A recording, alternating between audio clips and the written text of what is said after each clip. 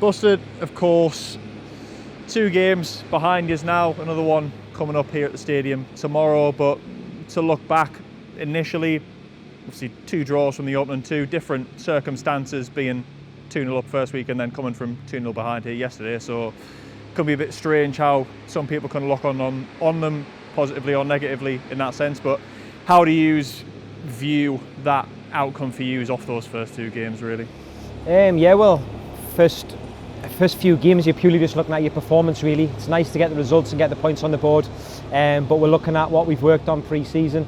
Obviously we're at a new level now, so we're looking to see how our style kind of adapts to the new level and see whether it'll be successful or whether we need to change a few things. But I mean, the big thing for us is that the character of the boys has been brilliant over the 2 games, and never that was in doubt, but it just goes to show on Saturday we're 2-0 down, the boys still sort of find a way to get a result from the game, and that's something that held us in really good stead last year, so it's positive that we've still got that. We've still got a really strong group that are going to carry us through and get us points when we need them. And obviously you talk about there it being a different level for you. Of course, quite a few of the lads in the squad have already played at this level anyway, but how do you feel like adapting to the level has been for the style and for the lads, and obviously a few haven't played at this level as well? Yeah, well, we still want to impose our way on the game. No matter who we're playing, we want to sort of put our fingerprint on the game and play the way that we want to play. So whoever we're playing against, it doesn't really matter too much. But obviously, as you've seen over the 2 games, it is a better level. You know, it's a league higher.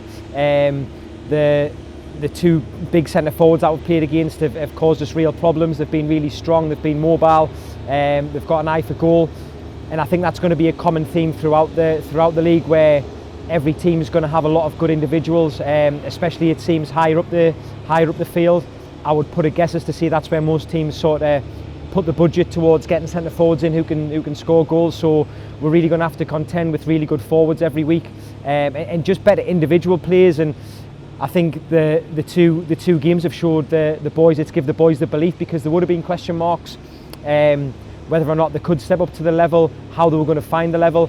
And I think for me, performance-wise, we came through both tests with flying colours. So now we just hope that belief's installed in them, and that they really believe that we are meant to be here and we can be successful in this league as well.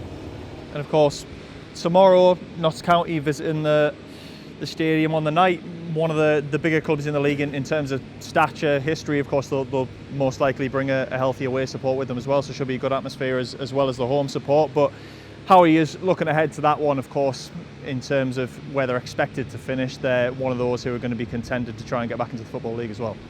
Yeah, we're buzzing for it. I know all the coaching staff, management and all the players are really buzzing for it. We're looking forward to it. That's why we want to be in this league. We want to play against the big teams. We want to sort of fill the stadium as much as we possibly can, and we want to show everyone how good we are. So in terms of the stature of what Notts County are and how many supporters they'll bring, it just kind of adds to it for us, and everyone's just really excited. It cements that we're back in this league, and we're going to be playing some really big teams, and I think that'll just help our boys. I don't think it'll hinder them at all. I think we'll thrive on the fact that we're underdogs in a really big game at our home ground where we love playing. So I think everyone throughout the club from top to bottom is just really looking forward to it. And you mentioned that underdog sort of label that I suppose externally quite a few people will be putting on you going into the game tomorrow and across the whole season really, but does that help you at all in terms of possibly helping take a little bit of pressure off the boys, or do you just not really focus on that external noises you just mentioned before anyway? Don't really focus on it. I only see underdogs because obviously I look at social media and stuff, and I had a look at all the predictions, and I listened to a few podcasts and listened to predictions from I think the 2 Notts County boys done a podcast, and they both predicted us to be quite far down. So I don't think we're underdogs. I think we've got an unbelievable set of players that we're lucky to have, a talented group. I think that we're going to have a successful season, but from outside looking in, we are underdogs, and it's up to the boys how they take that individually. Everyone's different. Some people thrive on being the underdog, some people don't like it and want to have that sort of prestige of being the people who are expected to go out and win, expected to do well. So individually it depends how you take it, but I don't think it'll affect us either way really. And of course tomorrow a couple of faces that you know well coming back to the stadium. Could both play, could just be one or the other that play, but in terms of preparing, does that have much of an effect on how you look at things when you've got a couple of lads that you know as well as you will know Macaulay and Keds and how they like to play, and of course they'll come here knowing exactly how you like to play as well?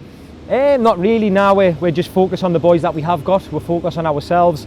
Obviously we do our homework on the opposition teams anyways, and we try to find out as much as we possibly can about each player, and it's just fortunate that we'll know a little bit more about two of their players on the night.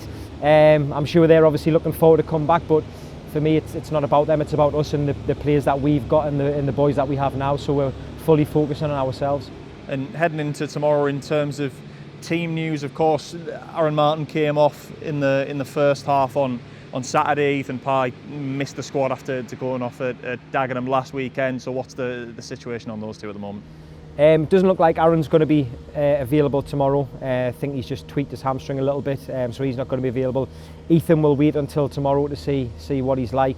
We haven't really done much today, just recovery, so I haven't had a chance to see what condition he's in too much, but we'll wait to see what he's like tomorrow. But other than that, everyone's sort of clean bill of health, and as I say, it's a really big occasion for the club. We had the one on Saturday where it was our first home game back, and everyone enjoyed it. This is our first midweek game against a massive team, against a really good side as well, with a really good manager who's going to play in a certain way, and as I say, everyone's just absolutely buzzing for it.